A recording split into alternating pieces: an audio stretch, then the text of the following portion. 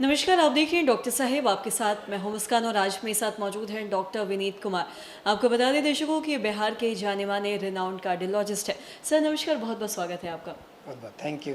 Sir मैं आपसे ये जानना चाहूँगी कि हम देखते हैं जब भी हार्ट पेशेंट की बात आती है तो जो हार्ट के मरीज़ होते हैं वो पुरुष ज़्यादा होते हैं एज़ कम्पेरिजन टू महिलाओं की अगर हम बात करें तो इसका कारण क्या हो सकता है कि महिलाओं में ये जो बीमारी है ये कम देखी जाती है, इसका क्या कारण है? देखिए, यदि हम लोग बात करते हैं कि हार्ट से रिलेटेड बीमारी या फिर सीएडी महिलाओं में यूजुअली कम है, बात बिल्कुल आप सही कह रहे हैं, but up to a certain age तक ही ये बात सही है। महिलाओं में जो ईस्ट्रोजन हार्मोन का सिक्रेशन होता है जो ओवरी से निकलता है, ये उनके हार्ट को हेल्दी रखता है या हार्ट को सेफ रखता है। एक बार यदि वो ईस्ट्रोजन का निकलना बंद हो जाए, मेनोपॉज हो जाए या माहवारी आना बंद हो जाए, उसके बाद महिलाओं में भी हार्ट डिजीज़ का उतना ही रिस्क हो जाता है जितना जेंट्स में हो रहा है।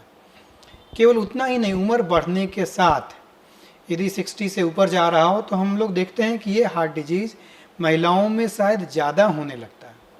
तो जो महिलाओं में ओवरी से निकलने वाला हार्मोन ईस्ट्रोजन है वो उसे हार्ट डिजीज से बचाता है, और जितना लेट मेनोपॉज हो उतने ज़्यादा दिनों तक उन्हें हार्ट डिजीज से सुरक्षा मिली रहती है।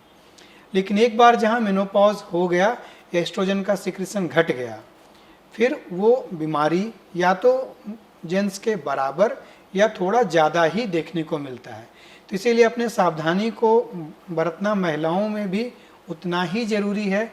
ऐसा सोच के कि हम बिल्कुल सुरक्षित हैं और सावधानी बरतना बंद कर दें तो एक समय के बाद ये डिजीज़ महिलाओं में ज़्यादा होने लगता है। इस बात का ध्यान रखना बड़ा ज़रूरी है। जी। और वहीं अगर हम बच्चों की भी बात करें तो आज हम देखते हैं कि बहुत सारे जो बच्चे हैं उन्हें हार्ट के वो पेशेंट हो गए हैं, तो इसका क्या कारण मानते हैं आप? देखिए, लाइफ स्टाइल में जो बदलाव आया है, जैसे हम लोग आधुनिकता की बात करते हैं, मॉडर्नाइजेशन होता है, बाहर का यूजुअली खाना खा रहे हैं, स्ट्रेस लेवल बढ़ता जा रहा है। और सबसे ज़रूरी बात कि जो स्मोकिंग या ड्रग का यूज़ जो बढ़ा है हमारे समाज में, ये बहुत बड़ा कारण है कि युवा अवस्था जो कि यूजुअली पहले हार्ट डिजीज़ नहीं हुआ करता था, आज उनमें भी हार्ट अटैक उतना ही कॉमन होने लगा है। और वो इकोनॉमिकली अर्निंग ग्रुप है। यदि उस अवस्था में कोई बीमार हो जाए तो अर्निंग करने के लिए पूरा फैमिली के ऊपर मुश्किल पड़ने लगता है। तो हमें ये समझना है कि हमें मॉडर्नाइजेशन के वजह से जो हमारा दुष्परिणाम है उससे बचने की आवश्यकता है। नहीं तो ये स्मोकिंग या ड्रग एब्यूज़ या सब्सटेंस एब्यूज़ या बाहर का ऑयली फूड खाना, फ्राइड आइटम खाना, स्ट्रीट फूड खाना, ये सब एक बहुत बड़ा वजह है जिससे कि वो दिक्कत हो रहा है। जी। सर अभी आपने अल्कोहल और स्मोकिंग की बात की है। जो भी लोग हार्ट के पेशेंट हैं और जिनका एज ज़्यादा है, जो एजेड लोग हैं, अगर वो इसका धूम्रपान का सेवन कर रहे हैं या फिर अल्कोहल कंज्यूम कर रहे हैं तो ये कितना खतरनाक साबित हो सकता है? देखिए, धूम्रपान या स्मोकिंग बहुत ज़्यादा खतरनाक, मतलब शुगर के बीमारी के बराबर रिस्क मानते हैं उसमें। तो आप समझ सकते हैं, यदि कोई स्मोक कर रहा हो तो समझिए जितना शुगर के मरीजों को हार्ट का बीमारी का रिस्क है उतना ही रिस्क है। और यदि उसे शुगर हो और बीपी हो, उसके साथ स्मोक कर लिया, तब तो वो इतना गुना बढ़ जाए कि आप इमेजिन नहीं कर सकते हैं। तो स्मोकिंग या अल्कोहल एब्यूज़ या कोई भी ड्रग का एब्यूज़ ये बहुत ज़्यादा बुरा है। यदि हम लोग बात करें कि लोग यूजुअल बोलते हैं नहीं मेरा स्मोकिंग छूटता नहीं है, हार्ट अटैक होने के बाद लगभग 90% लोग दोबारा कभी स्मोक नहीं करते हैं, क्योंकि उन्हें मौत अपने आंखों के सामने दिखता है। तो ये क्या जरूरी है कि मौत को आंख के सामने देखें और उसके बाद ही स्मोकिंग बंद करें? बिना मौत को सामने देखे भी स्मोकिंग रोका जा सकता है। ये आसान है, थोड़ी इच्छा शक्ति की आवश्यकता है, बस इतनी ही ज़रूरत है। जी। और साथ ही सर अभी आपने स्मोकिंग की बात किया और जैसा कि अल्कोहल की भी हम बात कर रहे हैं, हम देख रहे हैं कि जो हार्ट के मरीज़ हैं वो बहुत यंगस्टर्स को भी हो रहा है, खासकर कार्डियक अरेस्ट की अगर हम बात करें, चलते चलते, जिम में, बैठे बैठे, कहीं भी।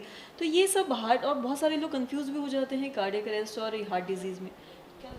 देखिए, हार्ट अटैक में क्या होता है कि हार्ट की कोई एक नली बंद हो जाती है, मतलब जो ब्लड सप्लाई हार्ट में हो रहा है जिस नली से होता है वो बंद हो गया।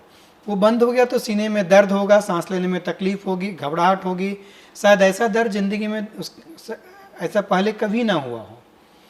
यदि हम उसमें अरेस्ट, कार्डियक अरेस्ट की बात करते हैं, तो इसमें कार्डियक अरेस्ट का मतलब होता है हार्ट का चलना रुक गया। हार्ट का चलना रुक जाना अलग चीज़ है, हार्ट अटैक अलग चीज़ है।